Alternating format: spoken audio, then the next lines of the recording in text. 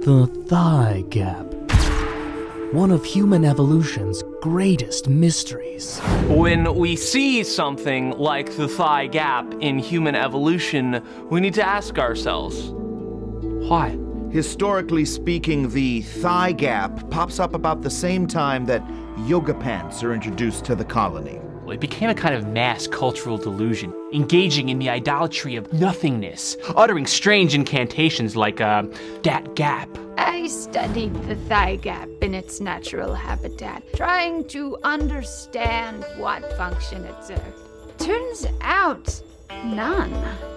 It's actually bad for balance and your pussy gets cold.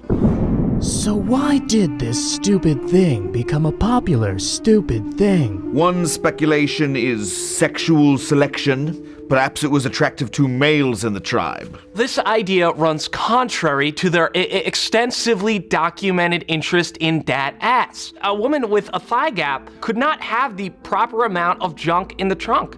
I'm sorry. Another problem here, and this is where it gets really, really cool, is that if women evolved less muscle over time, it stands to reason they would need more protection from predators, right? But if you look at the evolution of men over time, it's not likely they could provide any protection at all.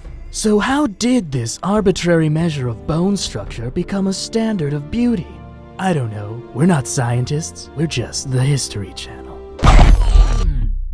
If you like this video, click to subscribe.